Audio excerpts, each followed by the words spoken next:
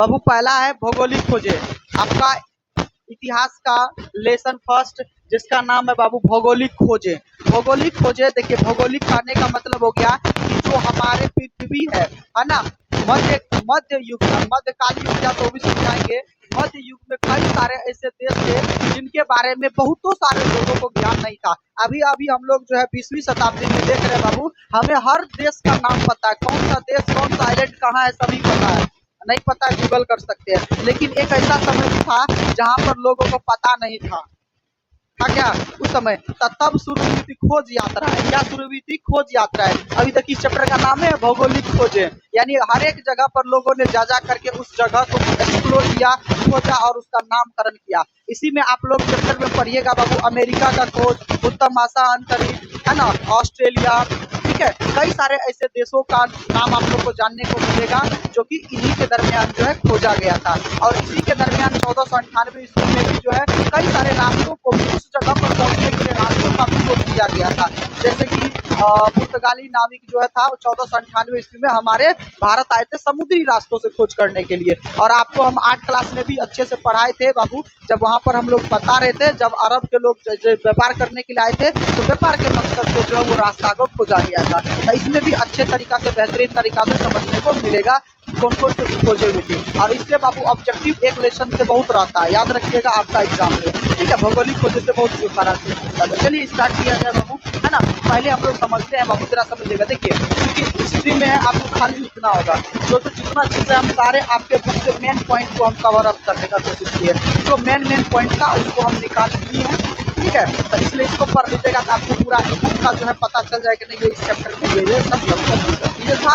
और इसी से आपको क्वेश्चन भी बनेगा, इसी से आपका ऑब्जेक्टिव भी रहेगा, इससे बाहर कहीं नहीं जाने वाला है। तो देखिए भौगोलिक खोजों का प्रारंभ करने वाला देश जो था पहले बाबू, वो स्पेन एवं पुर्तगाल था। स्पेन एवं पुर्तगाल था, यानी यही लोग तो क्यूरियोसिटी बना के जाते हैं वहाँ पर, क्या है दूसरा जगह पर जाने का इन लोग का मन करता है, घूमने फिरने का मन किया। और भौगोलिक खोजे का प्रारंभ कौन किया? स्पेन और यूरोप। लेकिन धीरे धीरे क्या हो गया? यही गायब हो गया। एक होता है ना, जैसे शुरुआत कोई करता है वो बेचारा गायब हो जाता है, लेकिन जो शुरुआत कर दिया तो उसके पीछे जो फिर जो शुरू किया सब आगे निकल जाता है, यही होता है अक्सर। तो जो स्पेन और पुर्तगाल थे वो धीरे धीरे पिछड़ते चले गए और नए देश जैसे इंग्लैंड, हॉलैंड, फ्रांस, जर्मनी, ये सब क्या हो गए, इस मामले में आगे बढ़े, यानी वो सब अपना खोज यात्रा शुरू कर दिए। यानी इन देश के जो लोग थे वो अलग अलग जाकर के अलग अलग देशों का एक्सप्लोर किया, ठीक है। तो आपको अगर क्वेश्चन पूछा जाए कि बाबू अगर भौगोलिक खोजों में सबसे पहले कौन सा देश भौगोलिक खोजों को प्रारंभ किया, तो आप लोग को याद रखना है स्पेन और पुर्तगाल, याद रहेगा। स्पेन और पुर्तगाल शुरू किया था, लेकिन फिर बाद में पिछड़ते चले गए। हो सकता है उसका देश कोई आर्थिक सहायता नहीं किया हो या उनके पास कोई और कारण बनी रही हो, ठीक है, वो पिछड़ते चले गए। लेकिन जब उन्होंने खोज यात्रा शुरू कर दी तो उसी के देखते देखते वो दूसरा आगे बढ़ गया। आप लोग पड़ोसी में काम तो शुरू करिएगा, आप अपना पड़ोसिया को ही काम, आप दोनों वजह से पिछड़ जाते वो आगे निकल जाता है। आप बगल में होटल खोलना, कोई अच्छा चल रहा है, उसका पड़ोसी जलन से खोल दिया, क्या होता है उसका निकलने लगता है। हो सकता है इसके कारण घर में मजबूरी लगे, कुछ भी लगता है, होता है। समझ में आ रहा है कि शुरुआत कोई और करता है, ऐसे देखिए आप अपना भी मेहनत कर सकते हैं, ये करने का अलग रीजन होता होगा। इस पर प्राचीन एवं मध्यकाल में जरा समझिएगा, मध्यकाल में, प्राचीन एवं मध्यकाल में, प्राचीन एवं मध्यकाल में यानी 15वीं शताब्दी है ना, 13वीं 14वीं शताब्दी प्राचीन एवं मध्यकाल में एशिया के व्यापार होता था। आपको हम बताए थे बाबू 8 क्लास में व्यापार होता था, स्थल मार्ग से व्यापार होता था। तो स्थल मार्ग से जब व्यापार होता था उसमें कई खतरा होता था। जो अरब था बीच में, अरब का सौदागर आप लोग पढ़े थे ना, अरब का जो बिजनेसमैन था वो उसका जगह पड़ जाता था स्थल मार्ग से। अब जो व्यापार करके यूरोप वाला सब लेके जाता था, या तो उसे चुंगी देना होता था, टैक्स देना होता था, या नहीं देता था छीन लेता था रास्ते में, तो दिक्कत होता था। तो यही कारण ना जो है यूरोप के लोग जो थे दिमाग लगाना शुरू किया कि नहीं इस रास्ता सब भी जाएगी, दूसरा रास्ता एक खोजा जाए जिससे हमको कोई तरह का दिक्कत नहीं होगा, टैक्स भी नहीं देना पड़ेगा, रास्ते में माल छीन जाने का खतरा भी नहीं होगा। ये सारे चीजों को हम डील कर दिए थे 8 क्लास में, 8 का फर्स्ट या सेकंड लेसन आप लोग को पढ़ाई। समझ में आ गया? क्लियर है? तो ये क्या होता था बाबू, मध्यकाल में यूरोप और एशिया के बीच में व्यापार होता था। अब एशिया में ही हमारा देश आ जाता था भारत, जहाँ से यहाँ मसाले, सीपी, वस्त्र है ना, कई सारे गन्ना, ये सब जो है यहाँ पर दूसरे देश में बेचा जाता था। विश्व के कई ऐसे क्षेत्र थे जिनमें जिसमें जनजीवन तो विद्यमान था, किंतु शेष विश्व से उनका कोई जुड़ाव नहीं था। यानी देखिए, हर जगह पर लोग था, ठीक है, हर जगह पर लोग था, लेकिन एक बात बताइए, यहाँ पर कोई देश है, यहाँ पर कोई देश है, यहाँ पर कोई देश है, यहाँ पर कोई देश है, यहाँ भी लोग था, यहाँ भी लोग था, यहाँ भी लोग था, यहाँ भी लोग था, लेकिन इन भाई साहब को ये पता नहीं था कि यहाँ भी कोई जगह है। उनको पता था कि वहाँ जगह है, लेकिन उनको पता नहीं था कि यहाँ पर भी लोग है, या इन लोगों के बारे में, इनके बारे में पता नहीं था। हम तो पृथ्वी है, हम ही तो है, क्योंकि उस समय इतना व्यापक चीजें नहीं था। तो विश्व के हर एक क्षेत्र में जनजीवन तो था, लोग तो था, लेकिन उनका जुड़ाव बाहरी दुनिया से था क्या? नहीं था। इसी के समक्ष में ना स्पेन और पुर्तगाल का चलो चलो खोजते हैं, खोजना शुरू किया, एक्सप्लोर करना शुरू किया और उससे जुड़ना शुरू किया, तो व्यापार से खुद से भी जुड़ने का कोशिश किया। यहाँ पर बस समझ में आ रहा है? जैसे देखिए, अमेरिका का नाम और निशान नहीं था, 1492 ईस्वी में गया था क्रिस्टोफर कोलंबस। अमेरिका था जी से पहले, अमेरिका पते नहीं था, क्रिस्टोफर कोलंबस गया भारत, समुद्री मार्ग का खोजने रास्ता पहुंच गया अमेरिका, ठीक है। उस वक्त अफ्रीका का भी कोई अता पता नहीं था। हाँ, ऐसा नहीं था कि अमेरिका में लोग नहीं रहते थे, कैसा था, अफ्रीका में लोग नहीं रहते थे, हाँ बाबू ऐसा था, लेकिन इनका जो है बाहरी दुनिया से कोई जुड़ाव नहीं था, पते नहीं था कि और सब देश है। तो यहाँ से खोज किया गया। ऑस्ट्रेलिया, एशिया के अन्य हिस्से, एशिया के भी अन्य ऐसे बहुत सारे हिस्से थे जहाँ पर जनजीवन तो था, लेकिन उनका बाहरी दुनिया से जुड़ाव नहीं था, और क्या क्या क्या बात हो जाती है। अरे तो शुरू में चलिए आगे देख लेते हैं। तो मध्यकालीन यूरोपीय, देखिए मध्यकालीन यूरोपीय यानी मध्यकाल का जो यूरोप था, उसे क्या कहा जाता था बाबू? सामंती प्रवृत्ति का नाम कहा जाता था। सामंती प्रवृत्ति यानी दिमाग से चौपट का सामंती प्रवृत्ति, देखो ना, अंधविश्वास टाइप का, सामंती का मतलब था अंधविश्वास टाइप का। अंधविश्वास बहुत गलत है, जैसे हमारे भी समाज में पहले बहुत प्राचीन समाज में अंधविश्वास फैला हुआ था, तो यूरोप में भी मध्यकाल में सामंती प्रवृत्ति का काल था। सामंती टाइप के लोग रहते थे, यानी अंधविश्वास को ज्यादा मानते थे। उनका मानना क्या था? पृथ्वी गोल है, पृथ्वी गोल है, ये गोल नहीं है, चपटी है। पृथ्वी क्या है? चपटी है। चपटी का मतलब होता है समतल, चपटी का मतलब होता है समतल।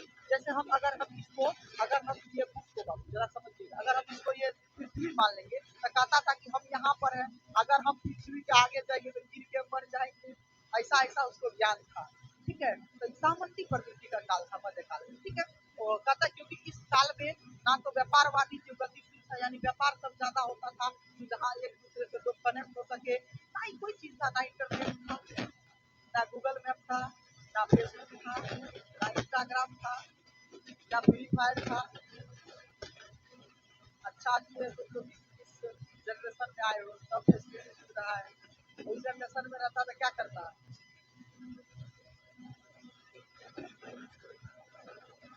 गाड़ियों नहीं था, क्या करता? हुआ हुआ करते रहता है। समझ में आ रहा है? और कहता है कि धर्म का स्वरूप भी क्या था?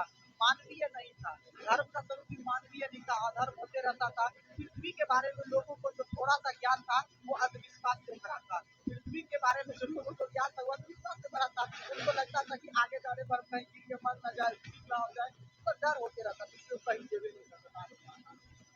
बात समझ में आ रहा है? चलिए, इस बात का अगर लोगों को विश्वास था कि पृथ्वी क्या है, गोल नहीं है बल्कि क्या है, चपटी है। चपटी का मतलब समतल, और अब आगे जाएंगे तो कहीं गिर जाएंगे। कहता कि समुद्र का अधिकतम दूरी दूरी से जाने के बाद किनारों में गिरकर गिर जाने का भय था। सोच रहा था कि कहीं जाएंगे जाएंगे कहीं गिर भय हो जाएगा, समुद्र जहाँ खत्म हो गिर जाएंगे, कहाँ चल जाएंगे, उसको इस तरह का डर था। जबकि जबकि आपको पता है कि इस चैप्टर में आपको पढ़ने को मिलेगा कि रेगुलर जो है समुद्री यात्रा करके ये बता दिया कि पूरा समुद्र से कनेक्ट है, और वो जहाँ से गए थे वहीं पर भी पहुंच गए थे, क्योंकि पृथ्वी गोल है। ये सब प्रूव करता है कि पृथ्वी गोल है। बात समझ में आ रहा है यहाँ तक? तो लोगों को मध्यकाल में जो कैसा काल था आपको पूछा गया, पूछा जाता है क्वेश्चन बाबू, है ना, आपके एग्जाम में क्वेश्चन पूछा जाता है, जरा इस पर चर्चा कर लेते हैं, ठीक है, इस पर हम चर्चा कर लेते हैं। हाँ, यूरोप में मध्यकाल को अंधकार युग क्यों कहा जाता था? यूरोप में मध्यकाल, यूरोप में जो ये मध्यकाल का है ना, ये अंधकार युग क्यों कहा जाता था? अंधकार का मतलब, अंधकार करने का मतलब उसके साथ यहाँ पर कुछ भी ऐसा ठीक ठाक था, वहाँ के लोगों की सामाजिक परिस्थिति का था, लोगों को जो थोड़ा सा ज्ञान था वो भी अंधविश्वास से भरा था। इसीलिए वहाँ के मध्यकाल को अधिकार लिखा जाता था। साथ ही साथ मध्यकाल में कई सारे जो अभी है, जैसे ना तो बिजली था, ना तो बड़े-बड़े जहाज थे, कोई आधुनिक सुविधाएं नहीं थी। तो मध्यकाल में यहाँ पर आपको अगर क्वेश्चन पूछेगा तो यहाँ से आपको पूछना है और आगे पूछ सकते हैं और आगे देख सकते हैं। देखिए आंसर इसमें लिखा होगा हर क्वेश्चन का। इसे ध्यान से पढ़िए और इसी आपका बन जाएगा। इसे पढ़ने से ना कि आगे हो जाए कहाँ का आपको क्या होता है। अब तो 4 बार ही नाम सुना तो रजिस्टर कर दीजिएगा। बताओ सामाजिक परिस्थिति का काल कौन था? मध्यकाल था। है ना जी? चलो बताओ भौगोलिक को किस बात को किया? अच्छा स्पेन किया था, पुर्तगाल किया था, उसके बाद बढ़ गया। तो क्या रहा है मध्यकाल में जो है अरब, मध्यकाल में अरब और मध्य एशिया के बीच व्यापार होता है ना। डिस्कस करिएगा तब अकेला याद करने का कोई हमेशा डिस्कस करिएगा बना लीजिए। तो मुझसे पूछो इसमें क्या होगा कि पूछेगी तब ये पूछेगी जब तुमको याद होगा। इससे क्या होता है समझ में आ रहा है? याद करने के काम रट्टा उट्टा आप लोग मारने लगते होता नहीं। चलिए आगे देखा जाए। अब कहता है कि इस समय जो है कपास या जैसे दिशा पूछन का भी याद नहीं था। यानी किस काल में मध्यकाल का बात कर रहे हैं। मध्यकाल माने मध्य यंत्र होता है, यंत्र होता है, ठीक है। क्या होता है? यंत्र होता है। तो मध्यकाल में ना तो उसको दिशा पूछन का ज्ञान था। दिशा पूछन का मतलब क्या होता है? कौन डायरेक्शन में जाना है पता नहीं, है ना। पूरब पश्चिम उत्तर दक्षिण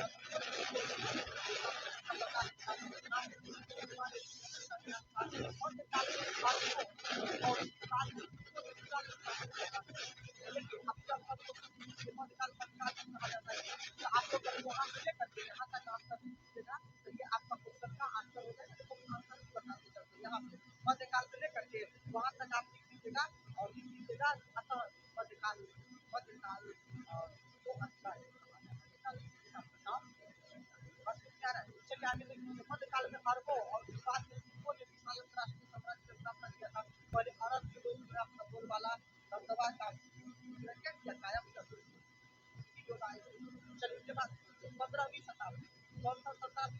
15वीं शताब्दी। 15वीं शताब्दी के 5 दशक था, 5 दशक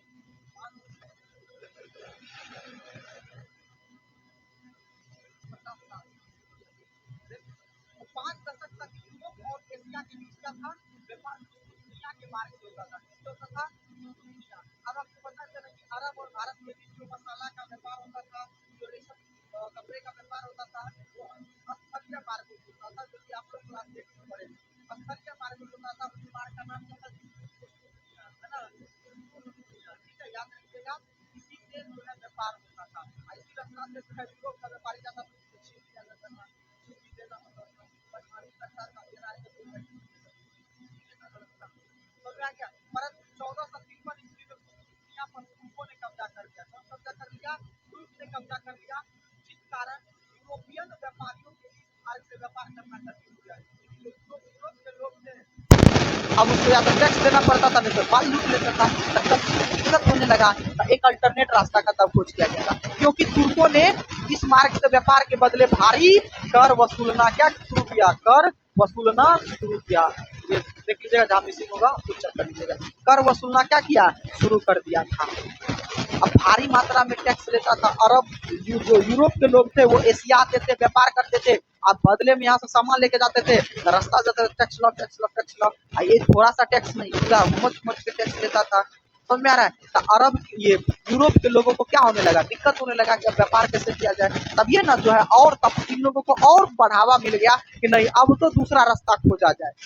दिक्कत है, समझ में आ रहा है? जैसे यूं समझिए कि हम आपको इस रास्ता पर रोक लगा देंगे, इस रास्ता से आओगे तो समझ लो क्या हाल होगा, या टैक्स देना पड़ेगा। तो तुम लोग खोजोगे ना भैया, दूसरा रास्ता से हम खोजेंगे, दूसरा रास्ता अल्टरनेट रास्ता ढूंढोगे कि नहीं? वही काम किया था। ठीक है बाबू। यूरोप वासियों ने अरबों से कंपास का ज्ञान सीखा। यानी यूरोप के लोग जो थे पहले तो अरब के साथ मिलिए था ना, देखो इसके पास थोड़ा ज्ञान है, मिलजुल करके थोड़ा दिक्कतें से कष्ट करके सीख लो।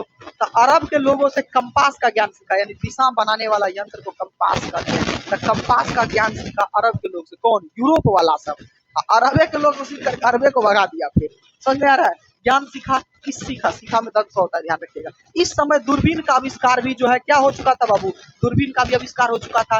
दूरबीन यानी टेलीस्कोप जो हम लोग देखते हैं समुद्र में दूरबीन से देखा जाता था।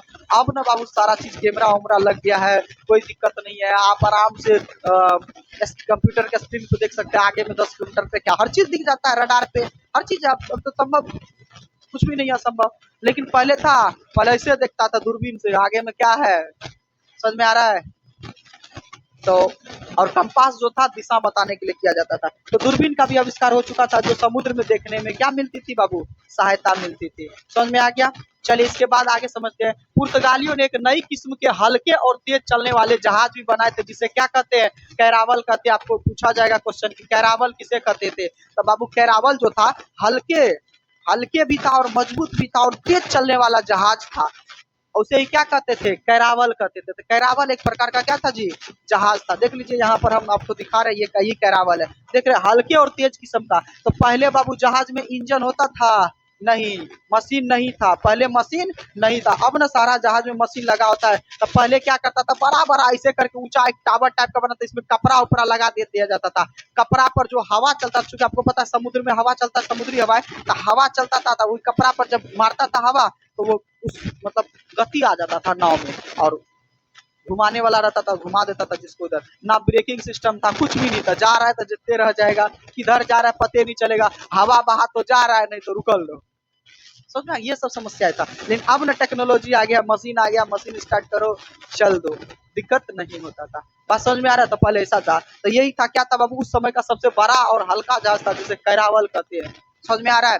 चलिए इसके बाद देख लीजिए, यही है हमारा क्या, दूरबीन। यही है क्या, ऐसे करके यहाँ पर पकड़ता था, ऐसे करके देखता था। समझ में आ रहा है।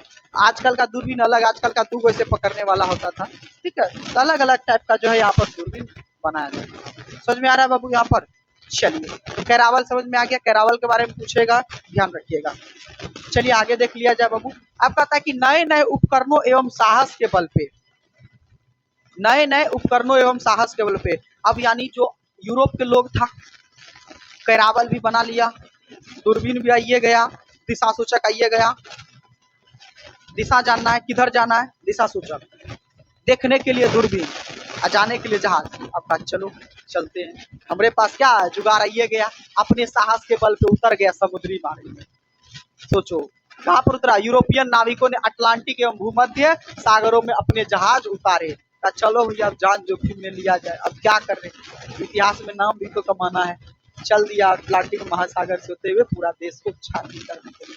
तो 1488 ईस्वी में पुर्तगाली व्यापारी बार्थोलोमियो डियाज, देखिए यही है भाई साहब बार्थोलोमियो डियाज, ठीक है। 1488 ईस्वी में बार्थोलोमियो डियाज ने, देखिए ईस्वी हमेशा याद रखिएगा, ये पूछेगा, इतिहास पढ़ रहे हो, इतिहास में सबसे इम्पोर्टेंट होता है इस याद करना कि मतलब कौन सा घटना कब हुआ था, सबसे जरूरी फैक्ट है ये।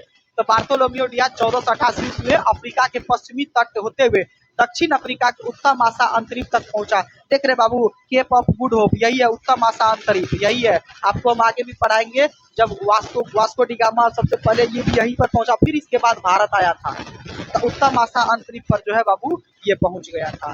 बात समझ में आ रहा है, उत्तम आशा अंतरिप। तो कभी कभी पूछ देता कि उत्तम आशा अंतरिप का खोज किसने किया था, तो बार्थोलोमियो डियाज ने किया था। कब, तो 1488 ईस्वी में। क्या किसी को कोई दिक्कत बच्चा लोग?